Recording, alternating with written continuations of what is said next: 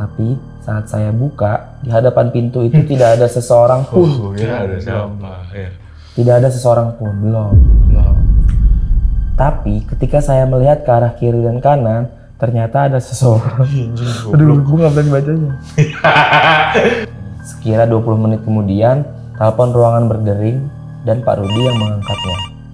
Beliau nampak mendengarkan si penelpon dengan seksama, lalu di akhir pembicaraan yang cukup singkat itu, Pak Rudi berkata, "Oh iya oke, silahkan kirim Pak." Lalu telepon ditutup. Setelah menutup telepon, Pak Rudi kemudian berpesan kepada saya bahwa akan ada kiriman jenazah dari Polsek dan akan dilakukan autopsi malam ini juga.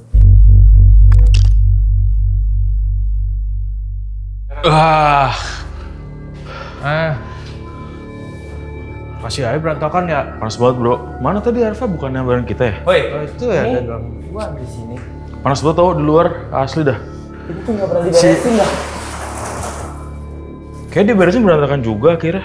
Jatuh sendiri kayaknya tuh tadi. Dari zaman Dilan masih hidup, ini berantakan terus. Tika kemana sih? Hah? Berapa hari nggak masuk? Tahu gua. Semenjak kita main jelangkung kemarin, dia ini gak sih? Sakit kali ya? Nggak maksudnya nggak masuknya semenjak kita main jelangkung kemarin. Kayaknya masuk lagi besoknya. Tapi dia udah nggak mau cerita-cerita mas. Iya, Udah udah trauma. nggak berani ya. Dia mulai, Pak. Nah dia nggak bilang kalau lu kan ini ya, bestie. Iya dia suka bilang kayak, Pak, gue belakangan ini suka sakit-sakit sini gua.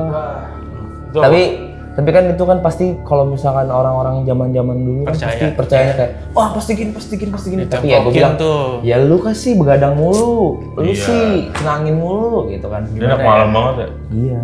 Gimana ya? Kayak kalau clubbing dia bajunya yang kebuka-buka gitu. Iya. Mana angin masuk kan? Angin AC. Iya, pasti masuk angin lah. Pas abis dari dugem-dugem itu kan dia juga pasti kan makan malam dulu tuh, makan pagi dulu. Iya. Iya. Mau tahu nggak? Kemana? Lu pernah? Tika tahu nggak kemana? Kemana? Atau Ntar, gua jawab setelah gua minum dulu. Bentar. Apa sih? biasaan. Kemana? Kalau misal kayak di film-film gitu ya, kalau misal orang yang suka hilang tiba-tiba itu pasti scene-nya ini mas kayak pindah. Iya. Tau nggak Iya. Scene Ini dia ke ruang. yang kameranya tuh gini, Iya. terus pas jadi begini gelap lagi, itu udah. Dia ke dunia astral. Iya. Jadi Black tuh dia tetep Tika, tapi dia bukan Tika. Siapa? Ya nggak tahu, kayak jiwanya terjebak di sana. Kayak jelmaan Tikanya itu yang Iya, ada di dunia kayak sinis aslinya, gitu. tapi makanya yang dia suka dia. Oh jadi beda ya Beda. karakternya. Kayak udah diganti gitu. Soalnya orang. seinget gue, kan Tika baru berapa sih 3 harian nggak masuk ya? Kemarin kan sempet di ruangan kita kan dia jam 9-an gitu kan. Terus gue bilang kan sama dia, kan dia biasanya kan nggak kayak biasanya kan jam 9 belum pulang kan. Oh, Dan itu kan kantor udah sepi banget kan, hari Jumat itu kantor udah sepi banget kan. Terus gue bilang, lo masih ada, gue masih ada. Kita kan pulang bareng. Iya lu kan nebeng mulu. Terus gue bilang, Tik kok lo belum pulang?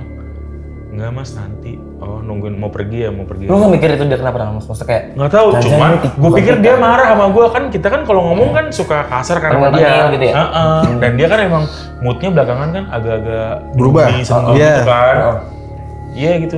Gue takutnya ada sangkut pautnya sama alasan dia nggak mau cerita lagi di sini. Nah tunggu dulu kenapa? Ini Jumat kemarin ya. Kan dia 3 hari sebelum dia akhirnya nggak masuk 3 hari itu. Dia kan jam 9, Tik kok belum pulang? Belum mas, gue diem ya. Nah, inget gak? Bisa bilang, mas udah jam 9:30 nih, ayo pulang. Gue udah berdiri keluar, terus gue bilang, Tik gue mau matiin lampunya, soalnya kalau pulang, ruangan kita matiin lampu kan. Iya. Emang mas mau pulang sekarang, kata dia kan. Iya nih soalnya Arfa udah mau pulang, gue buru-buru. Oh, buru-buru apa udah tahu? Nah, gue nggak tahu kan. Buru-buru apa udah tahu? Terus gue bilang, hah? Terus gue udah kayak, udah manggil dedak gitu. Mas gitu, akhirnya gue cabut. Tapi berubah nggak sih? Buru-buru apa udah tahu? Ya cara ngomong Gue bilang berubah nggak? nah, Pasti yang tahu. karena gue pikir dia masih marah kan, jadi gue nggak ini. Ngerti gak sih lo kalau Iya, lo ngerasa temen lo marah sama lo kan jadi hati-hati ngomong kan. Lo nggak merhatiin, yang penting kalau lo udah ketawa berarti udah baik-baik. Nah dia tuh nggak ini, jadi gue masih jaga-jaga. Buru-buru apa udah tahu? Dia ngomongnya gimana mas? Maksudnya dia ngomong pas dia ngomong itu lo langsung cabut? Enggak, dia pokoknya gitu terus gue. Lo nggak respon apa? Lo udah panggil, Oh. mas gitu, iya. Nah kalau lo tinggal kan gue yang jadi rugi. Maksudnya gue nggak bisa pulang gitu. Perhitungan banget. Iya. Terus Udah. Nah, itu Jumat. Ini sekarang nggak. hari Kamis. Dia Senin hari Rabu nggak. Terus Nggak masuk. gue WhatsApp juga centang 1. Gimana ya? kita harus lapor ke ini nggak mas? Tolong dipecat aja. Bukan. Nah, kalau misalkan ada dalam tanda kutip karyawannya yang terkena gangguan gitu, HRD tuh bisa bantu nggak sih? Kalau teman lo kan kemarin kecelakaan, Kayaknya bisa. Pak Cacat. kecelakaan HRD bantuin kan BPJS ketenagakerjaannya kan. Nah kalau kesurupan, Nggak masuk kerja itu kan mengganggu, Bisa. Itu mengganggu pekerjaan. Iya. nah, itu termasuk penyakit yang harus diurus kantor nggak? Bisa di Makanya kita harus cari tahu dulu nih, didiagnosa dulu. Ya gimana caranya? Yang tahu kosannya kan Ya kan lu. lu kan temen lama, lu kenal udah lama, pasti ketahuan dong kalau dia ada perubahan dari Ada, sifatnya, Mas, perubahannya. sikapnya apa gini. Karena gue cuma mikir dia marah doang sama gue. Enggak, kalau gue menurut gue cocokologi ya, karena belum dikonfirmasi langsung sama Tikanya kan. Lu Tik, lu tuh sebenarnya kenapa? Mungkin dia cerita akhirnya kebuka semua. Tapi kalau sampai sekarang cocokologinya adalah satu, dia nggak mau diajak nongkrong lagi di sini, nggak mau diajak cerita Di sini, serem lagi di sini. Semenjak dia Kemarin kita langkung. paksa main Jalangkung. Terus Mas Tio waktu pas mau pulang kemarin Iya, dia bilang digituin. buru-buru apa udah tahu. Gue jadi Ini kayak apa, jadi apaan bingung sih? gitu. Gitu. Apa ketempelan ya? Nah, makanya gue tanya, kalau misalnya ketempelan, HRD itu bisa bantu nggak nih? Soalnya sampai Iya, sekarang udah kalau sakit. kecelakaan. Sakitnya nggak wajar nih. Dia nggak bisa. Nggak bisa. Kenapa? Lah emang kagak bisa. Ya kan sakit juga. Sakitnya beda. Sakitnya beda. Itu kita harus ketemu langsung sama Tika untuk melihat. HRD kan dia dukun. Enggak. Bukan. Hanya haji. Bentar, saya ketawa bentar, saya minum dulu bentar.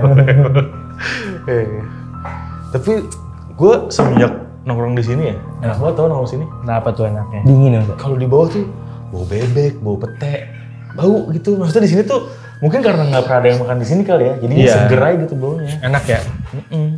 Tapi ini gudang loh. Iya sih memang agak-agak serem. Rada-rada bau apa sih, kayak bau debu tau nggak? Ya, tapi itu lebih inilah daripada bau pete. Daripada bau dukun, bau dupa, bau melati. Iya mendingan Ini nggak ada bau gitu. mendingan bau itu. Berarti kan kalau nggak ada berarti nggak ada kuntilanak kan di tempat ini ya? Nggak juga.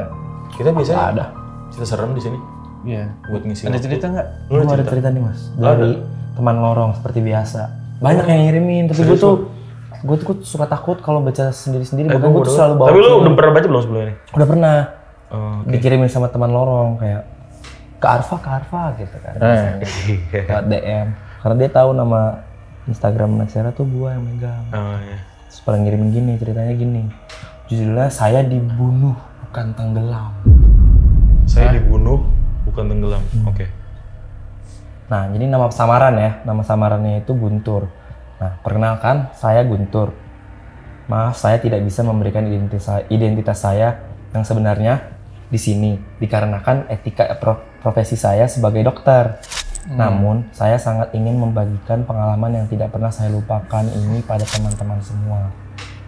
Cerita ini terjadi sekitar tahun 2009, tepatnya saat saya menjalani pendidikan profesi di sebuah rumah sakit di sebuah kota kecil di Jawa Tengah.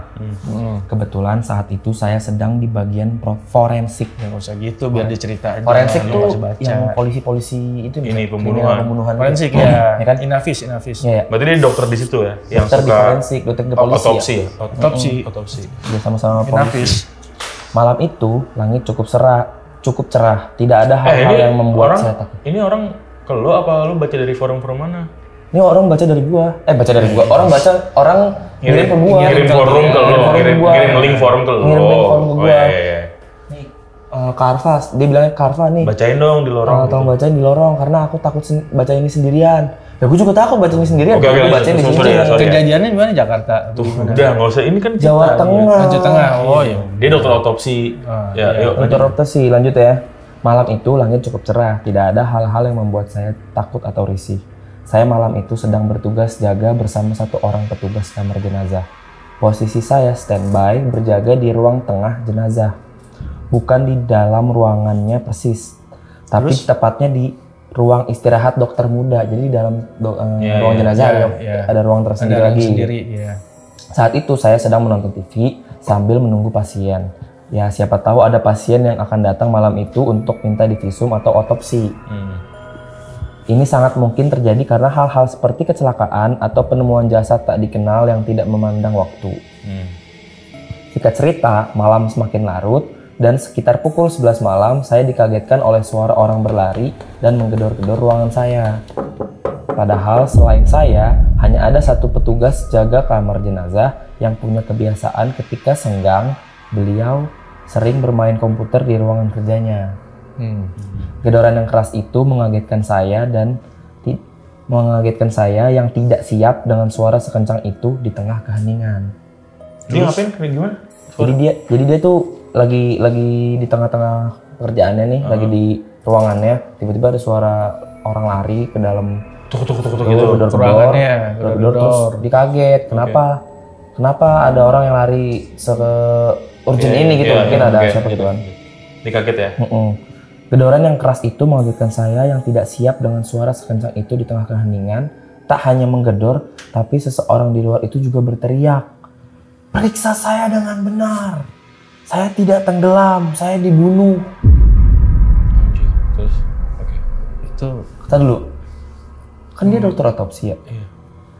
Kok dia bisa tahu kalau misalkan kok yang datang ke dia kok minta diperiksa untuk Dan datang ke dia itu berarti orang apa? berarti yang datang ke orang ini udah mati kan? harusnya dong. Iya, karena dia bilang saya nggak tenggelam, saya dibunuh gitu. Periksa saya, Periksa saya. yang benar. Oke. Lanjut. Oke. Suara dan kalimat itu sangat jelas saya dengar di antara selingan gedoran pintu tadi. Saya langsung bangun dari kursi saya dan segera membuka pintu. Tapi saat saya buka, di hadapan pintu itu tidak ada seseorang pun. Ada siapa? Ya. Tidak ada seseorang pun, belum. Tapi ketika saya melihat ke arah kiri dan kanan, ternyata ada seseorang. Aduh, gue nggak berani bacanya. Tapi ketika saya melihat ke arah kiri dan kanan, ternyata ada seseorang yang berlari dengan cepat menjauh dari pintu tempat saya berdiri. Oh, jauh. jadi kabur. Jauh ya, oke. Saya tidak sempat melihat wajahnya. Saya hanya melihat punggungnya saja. Ia adalah seorang pria yang mengenakan kaos putih dan celana pendek hitam, serta berambut cepak. Saya kemudian mencoba mengejar pria itu, namun kalah cepat dan pria tersebut menghilang pada salah satu belokan lorong rumah sakit. Jadi dia pas belok hilang. Sudah nggak ada lagi. Dia nggak kejar. Setelah pria itu hilang dari pandangan saya kembali ke ruangan jaga saya, tapi saya masih terngiang-ngiang dengan hal tadi dan akhirnya berinisiatif mengecek ke ruang kerja petugas. Ya, sebut saja nama petugas tadi, gitu ya. sebut saja nama petugas yang tadi kerja itu Pak Rudi lah ya. Dalam asumsi saya, bisa saja tadi itu Pak Rudi atau seorang yang mungkin Pak Rudi kenal. Saat saya temui, sesuai dengan dugaan saya, Pak Rudi sedang asyik bermain komputer. Setelah mengucap salam, saya lanjut bertanya. Main soliter ya? Maaf Pak, tadi Bapak yang menggedor ruangan kami. Kami. Nggak usah ruangan saya. Enggak Pak, Bapak dari tadi saya dari tadi main Facebook. Memangnya kenapa main Facebook, dia anak sosmed? Jujur saya shock. Karena besar harapan saya tadi itu adalah Pak Rudi. Setidaknya dengan itu saya tidak perlu menebak-nebak lagi. Apa ada jenazah yang disimpan atau belum diperiksa Pak? Tanya saya. Lalu Pak Rudi menjawab, nggak ada Tur, aman, nggak ada jenazah disimpan. Emangnya kenapa? Kemudian saya menceritakan kejadian yang saya alami ke beliau. Pak Rudi yang jauh lebih berpengalaman di rumah sakit ini ternyata sudah terbiasa dengan hal seperti itu. Beliau segera memaklumi dan mempersilahkan saya untuk bergabung di ruangan itu. Jadi masuk tuh barengan di ruangan Pak Rudi. Beliau menawarkan saya minum air putih dengan harapan saya bisa tenang. Karena memang saya tidak bisa menyembunyikan ekspresi takut saya saat itu. Saya akhirnya ngobrol. Kaget kali dia. Ya, pokoknya dia tuh minta temenin lah. Dia pokoknya bingung lah sama keadaannya. Nggak tadi siapa. Nanya ke Pak Rudi, taunya Pak Rudi lagi main Facebook. Dia maksudnya ikut nongkrong di situ jadinya lah. Tawarin minum segala macam. Lagi OL ya dia online. Online. Biasanya Facebook Messenger-nya hijau tuh. Iya. Online soalnya. Kalau nggak online merah ya. Hitam. Abu-abu. Merah ya? Nggak tahu. Lanjut ya. Saya akhirnya ngobrol ngalor ngidul dengan Pak Rudi. Dengan itu setidaknya sejenak saya melupakan kejadian tadi. Sekira 20 menit kemudian, telepon ruangan berdering dan Pak Rudi yang mengangkatnya. Beliau nampak mendengarkan si penelpon dengan seksama, Lalu di akhir pembicaraan yang cukup singkat itu, Pak Rudi berkata, "Oh iya oke, silahkan kirim Pak." Lalu telepon ditutup. Setelah menutup telepon, Pak Rudi kemudian berpesan kepada saya bahwa akan ada kiriman jenazah dari Polsek dan akan dilakukan autopsi malam ini juga. Pak Rudi kemudian menelpon dokter forensik dan saya mempersiapkan baju pelindung, peralatan autopsi, dan memanggil teman-teman lain yang sedang tidak berjaga untuk datang dan mengamati proses autopsi ini. Kurang lebih 1 jam kemudian, jenazah yang dimaksud penelpon tadi datang. Hipotesa pertama berdasarkan oleh TKP, korban tersebut mati karena tenggelam. Hal ini juga diperkuat dengan keadaan muka sudah membiru. Sekilas memang seperti orang yang mati menahan nafas. Namun ketika saya membuka kantong jenazah dan melihat wajahnya, seketika saya langsung teringat sosok pria yang berlari membelakangi saya tadi. Nah, mungkin cocok logi relate nih ya. Iya. Saya tidak bisa membantah diri saya sendiri, tapi sosok yang berlari di lorong tadi sangat mirip seperti jenazah ini. Pria dengan berambut cepak, mengenakan kaos putih, Sama bajunya. dan bercelana pendek hitam. Setelah teman-teman datang, saya menceritakan kepada salah satu sahabat saya tentang kejadian yang saya alami sebelum kedatangan jenazah ini, dan berbekal pesan teriakan itu, kami sepakat untuk membuktikannya bersama. Masih ingat nggak teriak kita dia, Bang? Iya. Saya tidak tenggelam, saya dibunuh. Ya, oke. Singkat cerita, jenazah sudah dilakukan autopsi dan tes paru apung positif yang menandai bahwa jenazah ditenggelamkan bukan tenggelam. Jadi mungkin ada tes tertentu, suatu tes gitu ya. Ada ketahuan kalau paru-parunya gimana? Ini ketahuan kalau memang tenggelam atau dibunuh. Iya. Maksudnya Tenggelam atau ditenggelamin? Ditenggelamin. Iya. Hal yang sesuai dengan teriakan sosok di pintu tadi. Setelah melakukan pengamatan proses autopsi, saya diizinkan pulang untuk istirahat oleh dokter forensik. Sesampainya di kos, saya masih terngiang-ngiang tentang suara sosok pria yang mendatangi saya saat jaga, serta perbandingannya dengan jenazah yang baru saja kami autopsi. Perawakannya, pakaiannya, satu-satunya yang saya belum bisa konfirmasi hanyalah wajahnya, karena saya tidak sempat melihat wajah pria yang berlari di lorong tadi. Saya benar-benar berpikir apakah korin dari korban itu yang memberikan tanda ke saya, serta memberikan nasihat untuk lebih teliti saat memeriksa tubuhnya. Apakah hal seperti ini mungkin terjadi dalam dunia medis yang mengedepankan hal-hal ilmiah? Tak lama dari renungan dan pikiran saya tersebut, saya terlelap tidur. Namun semua pertanyaan saya sebelum tidur seakan-akan dilanjut dalam mimpi saya. Anjir. Ini muka Ya. saya. Ya, sosok pria itu kembali mendatangi saya. Kali ini dia hadir di mimpi saya dan posisinya tidak membelakangi saya. Kami berhadap-hadapan. Dan benar saja pria itu sangat mirip dengan jenazah tadi. Jenazah yang saya lihat di ruang autopsi. Saya membayangkan bagaimana wajah jenazah tadi ketika kondisinya dalam keadaan hidup dan saya mendapati wajahnya sama dengan yang berdiri di hadapan saya di mimpi itu. Oh, berarti di mimpi dia baik-baik aja menurut saya. Muka yang baik aja. Nggak tahu gua. Oh. Itu belum dijawab sama dia kan. Dia cuma bilang sama. Ini muka yang ada di mimpi, bajunya, rambutnya, celananya sama apa yang gue lihat tadi di ruang autopsi. Tapi belum tentu sama yang di lari. Tapi udah sama ya, soalnya kan dia mukanya yang belum sama. Dan dia tadi bajunya sama ya? bilang, gue ngebayangin gimana kalau dia belum meninggal. Oh kayak gitu. Kurang lebih selama 3 hari saya mengikuti perkembangan kasus dari jenazah yang saya autopsi malam itu. Hingga akhirnya ini mimpinya udah segitu doang tadi? Oke. Sosok pria itu mengatakan, sorry gue kelewat satu paragraf. Sosok pria itu tidak mengatakan sepatah kata apapun. Ia hanya tersenyum teduh, lalu menyalami saya dengan tangan yang dingin. Ya, makasih ya. Terima kasih. Hanya itu yang saya ingat. Kemudian saya terbangun dalam kondisi keringat dingin. Biasalah orang lagi habis mimpi buruk. Terima kasih tuh. Kurang lebih selama 3 hari saya mengikuti perkembangan kasus dari jenazah yang saya autopsi malam itu. Hingga akhirnya tersangka serta motif kasusnya terungkap.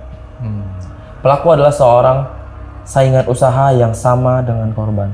Motifnya adalah iri karena usaha korban lebih maju dibanding tersangka, sehingga ia nekat menghabisi korban dan membuangnya ke sungai. Sekian cerita dari saya. Terima Oh, pantesan tadi kan dia ngecek paru-parunya. Ini bukan paru-paru tengah. Jadi emang udah mati duluan di darat, baru diceburin. Ya. Iya. Yang lebih gua nggak habis pikir adalah kerjaan dokter itu kan udah berat ya Mas ya. Dia nolong orang meninggal dia. Nolong Nolong orang yang mau orang sakit, orang sakit lah, nolong orang sakit. Kalau ini kan nolong orang yang udah sakit ya, yang udah meninggal.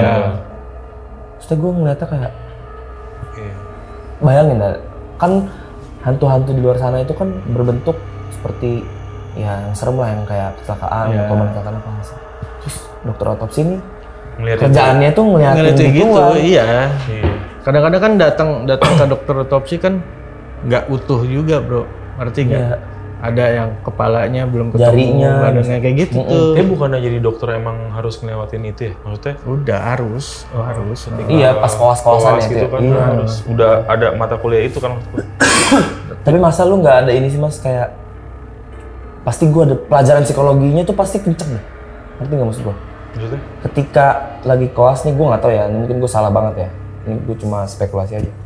Lu bayangin seumur hidup lu ngeliat orang mati, terus masa lu nggak ada sih kayak, lu burn out nih kerja di tempat kayak gini. Burn out kan karena kebanyakan ngeliat layar atau kebanyakan ngeliat terpaan media lah. Kalau dia masa nggak ada burn out karena kebanyakan ngeliat mayat sih. Lu bayangin burn out kebanyakan ngeliat mayat kayak gimana? Dampak psikologisnya gitu. Kayaknya sih ada. Cuman mereka bisa meredam gitu. Nah itu makanya gue bilang. Karena kerjaan, Pak. Ya paling dia sama kayak semua profesional yang lain lah, maksudnya istirahat, break dari cuti lah atau gitu-gitu paling. Tapi kan nggak ngeliat orang mati Mas. Iya sih. Kerjaan di luar sana berat tapi kan nggak ngeliat orang mati. Tapi kerennya makanya gue akuin kerjaan dari dokter otopsi, dokter bedah, ngeliat daleman. Itu kan kita ngeliat daleman kan biasanya cuma dari biologi, pelajaran biologi. Keren apa? Kerennya ya setannya tahu terima kasih. Dari mimpi tadi. Dari mimpi itu ya. Karena dia emang pengen diungkap. Iya. Bukan pengen ditutup-tutupin.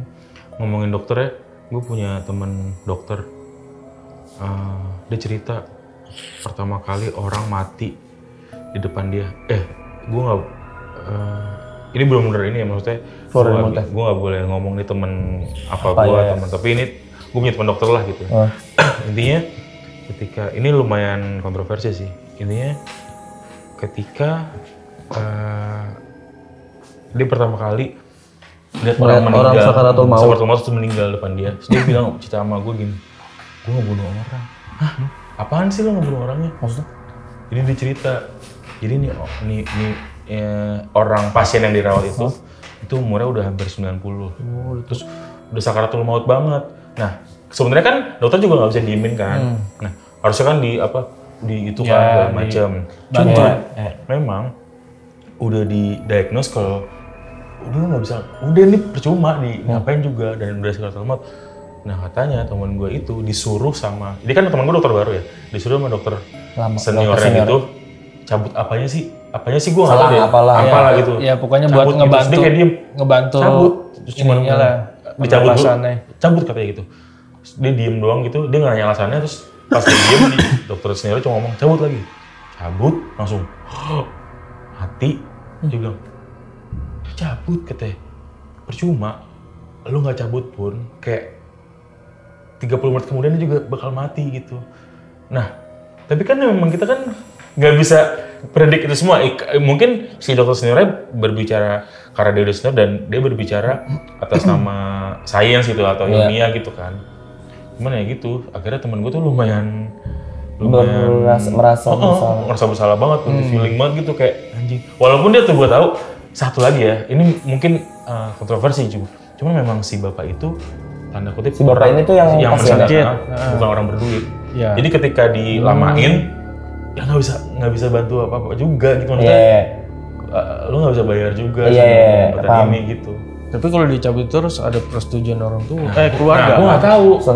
Mungkin karena tuh bapak tanda kutip, ya mungkin si teman gue tuh lebih tahu backgroundnya lah. Mungkin maksudnya nggak miskin, terus mungkin udah ya udah lo kalau hidup juga nggak sama siapa-siapa. Mungkin akhirnya nggak ada keluarga kali.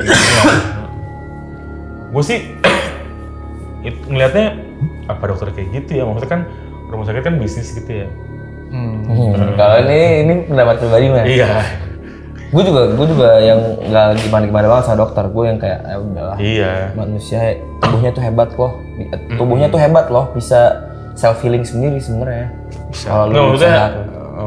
Gue juga yakin teman gue nggak maksud itu kok, dan gue yakin dokter sendiri juga nggak maksud tanda kutip ngebunuh gitu, enggak. Gue yakin. Tapi memang mungkin ada pertimbangan. Iya, mungkin dia tahu. Gitu loh. Tahu nih, udah nih nggak mungkin bisa, gitu, mungkin selamat gitu kan. Itu ngomongin dokter sama mayat ya, maksudnya sama jenazah ya. Sama, lu mikir gak sih jenazah-jenazah yang dipakai buat praktek mereka itu dari mana ya? Donatur jatuhnya. Jadi misalnya lu sebelum mati gitu, gue donate jadi tubuh gue buat saya. Yang gue tahu nih, misalkan gue punya keluarga yang dimana keluarga ini udah meninggal nih. Jadi kan ada yang didonor. Nah itu kalau didonor kayak didonor tapi masih hidup. Enggak, masih hidup. Tapi udah sakit lah. Jadi gini loh, kenapa didonor? Biasanya tuh ada satu bagian dari tubuhnya dia itu yang vital nggak bisa disembuhin, nggak bisa dan itu dibalikin lagi. Buat penelitian gitu. Ya, jadi misalkan gini, otak nih, otaknya udah nggak bisa bekerja lagi, otomatis jadinya apa?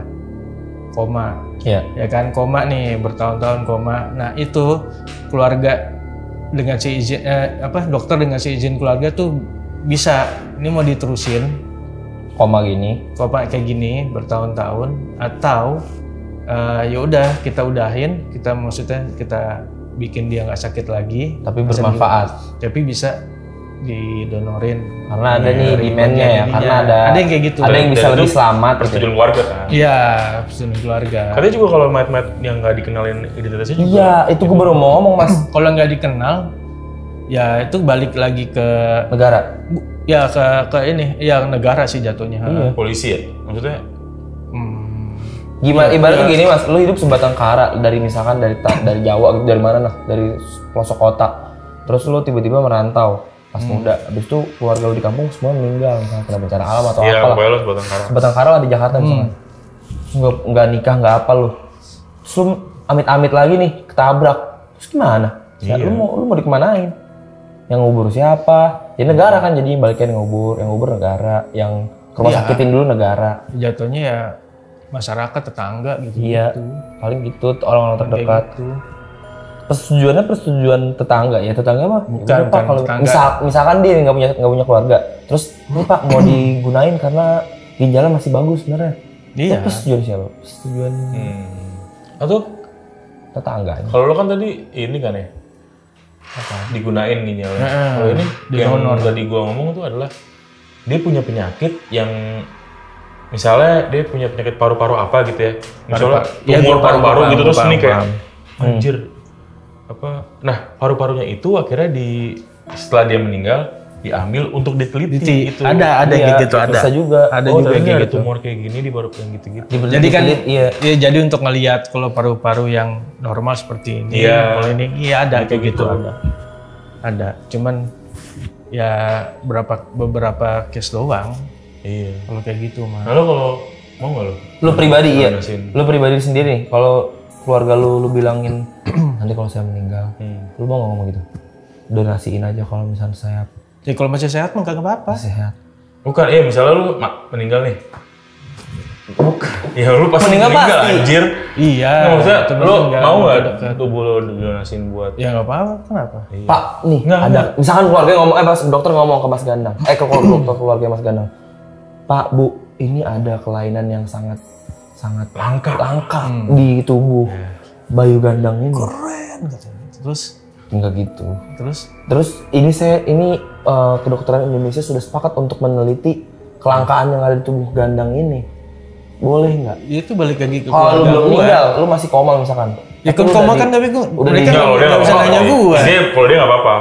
Kalau gua nggak apa-apa, tapi kan balik lagi keluarga ntar. Lu nya nggak apa-apa, lu pribadi nggak apa-apa. Lu? Gua mau gua. Kenapa? Justru nih, misalkan sakit lu ini diteliti untuk kesembuhan orang lain yang punya penyakit sama kayak lu. Nih, gua menghargai jawaban kalian berdua ya. Tapi paradoksnya adalah lu berdua nggak ngerasain apa-apa juga. Waktu udah di Gini loh, kebanggaan lo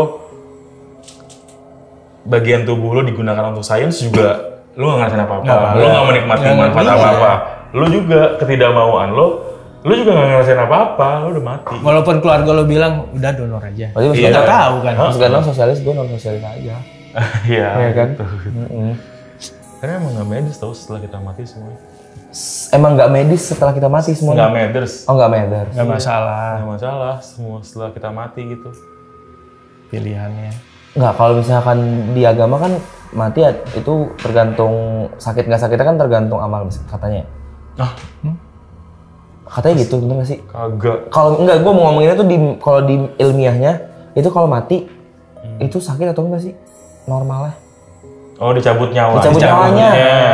Iya, tadi gue ngomong makanya kalau di agama kan dicabut nyawanya kan tergantung. Ya, gue nggak tahu tapi ada yang bilang kalau Kalau ilmiahnya, apa lembut gitu. iya katanya kan gitu. Karena karena gue kan belum pernah mati. Iya. Nah, kalau ilmiahnya nih gue wondering aja gitu kalau semua orang kan meninggal dan insya Allah sakaratul maut lah. Ada yang pasti sakaratul maut dulu. Nah, sakaratul maut itu kalau misalkan dijabarkan secara ilmiah tuh sakit atau enggak? Kayak hembusan nafas terakhir. Soalnya cuma nafas doang, nafas buang hilang. Ya itu kan ditarik kan nyawa lo tuh. Digambarkan nyawa lo ditarik tuh. Itu secara agamanya digambarkannya ditarik. Tapi kalau di ilmiahnya itu kan cuma bernafas doang. mati. Fungsi tubuh lo matinya pelan-pelan. Oh gitu ya. Itu berdasarkan dari darah sama oksigen di dalam tubuhnya. yang Setahu ini gua. ya? Ya itu kan jantung. Oh, itu jantung. Jantung detak tuh. Maksudnya peredaran darahnya kan jadi di badan lo itu fungsinya mati satu-satu mati karena apa darah oksigen sama darahnya tuh nggak jalan. Nggak jalan lagi karena Gitu. otak udah Kalau mati. secara ilmiah yang gue tahu sih kayak gitu sih. Iya. Begitu. Tapi kalau Nah secara itu yang Iya, gue nggak tahu. sakit atau enggak? Kayak gini kan, kayak medis menilai ibu melahirkan normal itu sakitnya tuh belum kayak 1000 Iya. juta kali apa gitu. Iya. ya katanya gitu. Kalau sakaratul maut nggak tahu men karena gini, lo tau kenapa? Kenapa? Ketika ibu ngelahirin bisa nanya ibu tadi sakitnya kayak gimana sih? Oh iya. Gitu. Atau enggak dokternya sendiri gitu ya? Oh iya. Kalau Iya. Kalau orang meninggal. lo bisa sakaratul maut nanti dan tadi gimana sakit nggak? Nggak dijawab lah pasti. Iya. Nggak dijawab pasti. Tapi emang katanya kalau perempuan lagi dapat sama lahir emang sakitnya sama ya. Nggak tahu gua. Kayaknya lebih Sakitan sakit ngelahirin ya. lahirin ya. Katanya soalnya kalau sakit lahirin tuh, nah gue pernah Soalnya kalau sakit head dikasih coklat bisa sembuh. itu moodnya jadi bagus. mood jadi bagus. Tapi kan jadi ini. Tapi belum bilang mas, gua itu hate itu tuh cowok ngasih cewek tahun 2000 mas. Kalau sekarang tuh pakai menstrual pad, ngasihnya tuh menstrual Yang pad, panas gitu ya. yang hangat. Iya. Oh iya. Kasih deh. Kalau Gini lo suami gini. mijetin, Ya. Lu dipijitin. gua mijetin. Oh lu mijitin? Iya. Iya. Nah, ngomong-ngomong tentang pijit nih. Gua ada cerita serem juga nih.